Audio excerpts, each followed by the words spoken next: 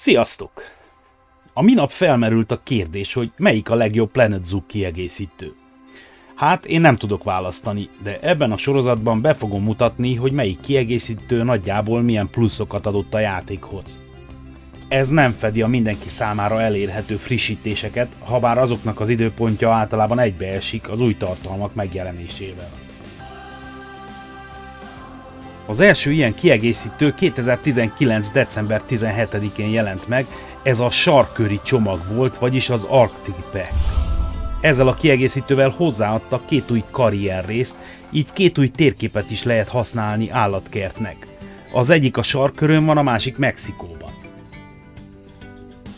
Én most sandbox módban nyitottam meg Bernie sarkkörön nyitott állatkertjét. Mi meglepő, északi tájba kerültünk, északi stílusú épületekkel. Jolopukki, vagyis Mikulás szabadon engedte a szarvasait, ezért azok hótáncot járnak a karácsonyfa körül. És ha már sarkköri témánk van, akkor lássuk az állatokat. A csomag 4 új állatot tartalmaz.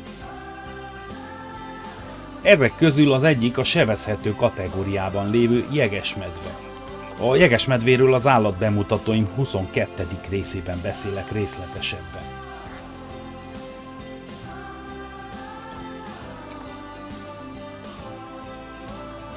Most gyorsan építek egy kifutót a jegesmaciknak, hogy láthassuk őket mozogni. Beállítom az építésnél a szűrőt erre a csomagra, hogy csak az ide tartozó elemeket jelenítse meg. Lássuk csak, mit található itt.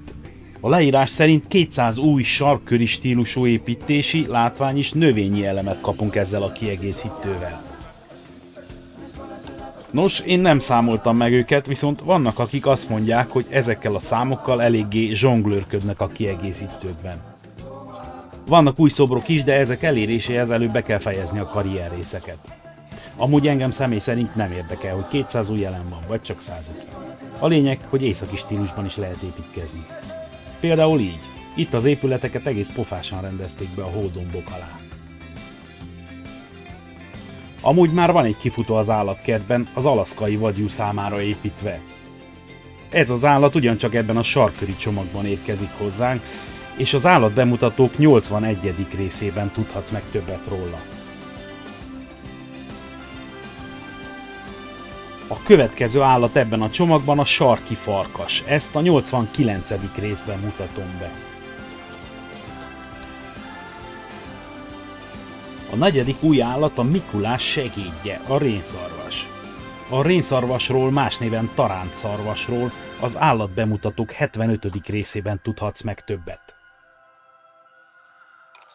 Nos, térjünk vissza az építéshez. Nem akarok semmi komplikáltat, csak gyorsan pár kifutót, amiben megnézhetjük az állatainkat.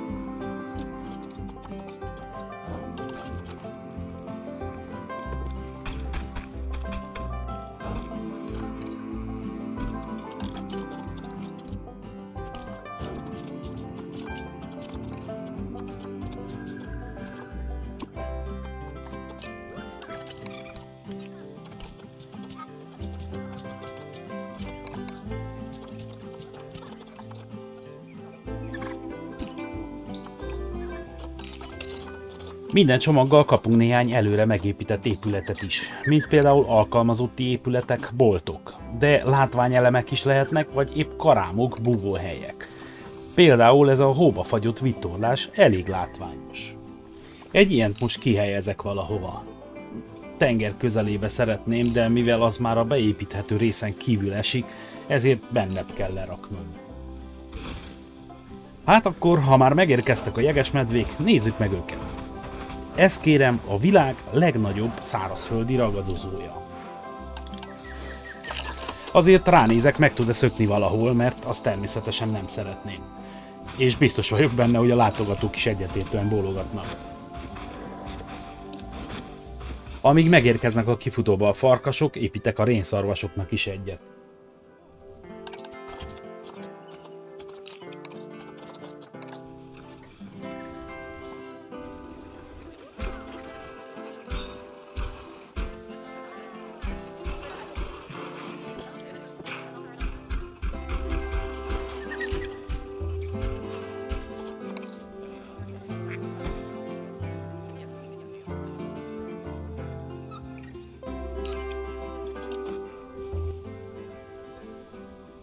És itt is vannak a szép, fehér, sarki farkasok. Tulajdonképpen a szürke farkas legészakabbra élő alfaja ez, amely főleg a kanadai szigetvilágban él, és előfordul még Grönland északi és északkeleti részén is. Azon a környéken akár előfordul a -50 Celsius fok is.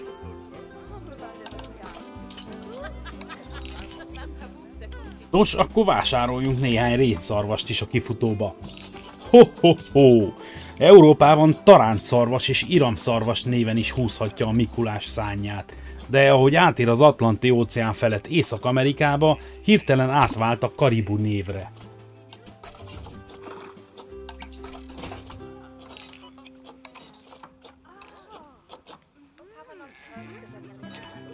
Bemutató ide vagy oda, azért enniük és inniuk kell, úgyhogy kipakolok, mint a vásárban. Így legalább látható, hogy milyen etetőket és unaloműzőket lehet kirakni neki.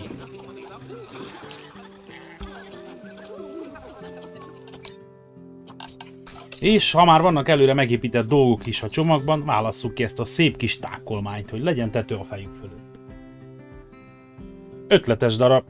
Enyhén átfúj rajta a szél, de hát ezzel így vannak a szabadban is. Csak a kivételezetteknek építenek istálót a Mikulás manói. Ha már itt tartunk, akkor végezzük el ugyanezt a műveletsort a jegesmedvéknél és a farkasoknál is. Ki fogok helyezni minden lehetőséget, kivéve az itatókat és a fekhelynek szolgáló szalmaágyat.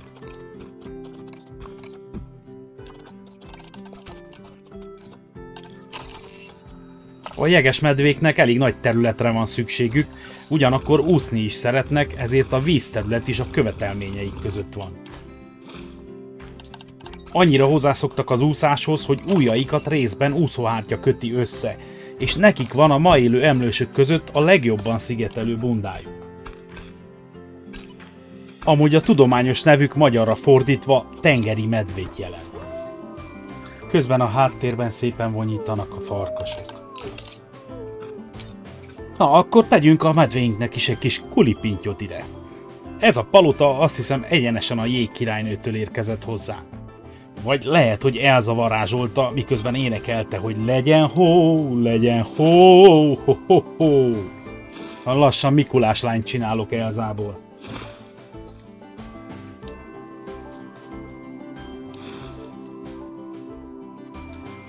Íme elkészültünk. De jól néz ki. Most már a jegesmedvéknek is van otthonuk.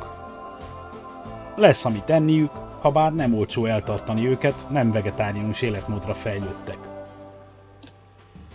Amúgy hajlamosak az ember szemetét is megenni, akár az akkumulátorokat, műanyagot, motorolajat és hidraulikaolajat is. Etilénglikolt, azaz fagyállót. Ezért volt olyan északi szemétlerakat, amit a medvék védelmében megszüntettek. Most menjünk át a farkasokhoz.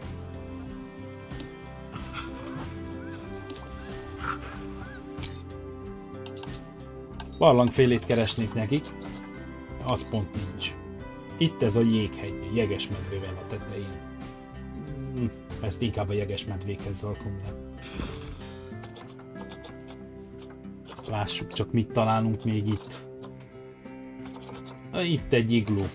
Lássuk, ez milyen. Ezt nem tudom használni. De kihelyezzük ide. Legyen látható. Kicsi barátom, kabát nélkül ebben a fagyban? Nem csoda, hogy fázol. Egyelőre maradok a rénszarvasok tákolmányánál. Szegény farkasok is legyen, ahol behúzódjanak, ha hull a hó. És akkor következzenek a kellékek. A falka ösztön a sarki farkasoknál még kifejezettebb, mint más alfajoknál. Nem csoda, a élőhelyük zordsága miatt van ez. Egy magányos állat ezen a klímán nem bírná sokáig. Amúgy főleg falkában vadásznak, de egy ilyen farkas akár egyedül is le tud teríteni egy rénszarvast. Vagyis karibut. A sarki farkas az egyetlen alfaj a farkasok közül, amelyik semmilyen formában nem veszélyeztetett. Habár az inuitok néha vadásznak rájuk, szörméjük miatt, attól még a sarki farkas nem fél az embertől, valószínűleg azért, mert még így is nagyon kevés alkalommal találkoznak egymással. Főleg meteorológusokkal szoktak találkozni, és szerencsére ritka az agresszív találkozás. Most keressük meg a piros orrú rénszarvast. A tudósok azt mondják, hogy az első ismert tarántszarvas leletek körülbelül 800 000 évesek. Az északi vidékeken Skandináviától Oroszország északi részén keresztül Alaszkáig, illetve Kanadáig terjed a területe, de Grönlandra és Izlandra is betelepítették. Napjainkban legdélibb alfajuk Ujgurföldön él. A történelmi időkben Lengyelországban és Németország egyes vidékein is, a jégkorszak idején pedig a mai Magyarország területén is előfordult. Megpróbálkoztak a rénszarvas betelepítésével a déli félteke megfelelőnek vélt sarki területein is, de sehol sem sikerült igazán meghonosítani. Csak látogatóba jár vissza minden decemberben Mikulással. A csomag negyedik állata az alaszkai vadjú. Nem csoda, hogy ebben a csomagban érkezett, mivel a szubarktikus hegységek lakója. Észak-Amerika északnyugati részén honos. Lássuk, milyen extrákkal kedveskedhetünk a nyáinak. Ez a faj is nagyon szereti az ásványokat nyalogatni, mivel télen nagyon szegényes a tápláléka. És a vékecske is megnyalja a sót. Egyesek azt mondják, van egy teljesen fehér és egy szürkés barna alfaja. Mások olyant is mondanak, hogy van egy harmadik vegyes alfa is, mivel láttak már olyan csordákat, ahol mindkét színezetben megtalálhatóak. Megint mások azt mondják, hogy ezeket az alfajokat nem is lehet elkülöníteni egymástól. Ráadásnak a megkülönböztetésüket nehezítik a kanadai vadjóval való kereszteződések. Íme a kos. Az okos. Nem? Hát, te tudod.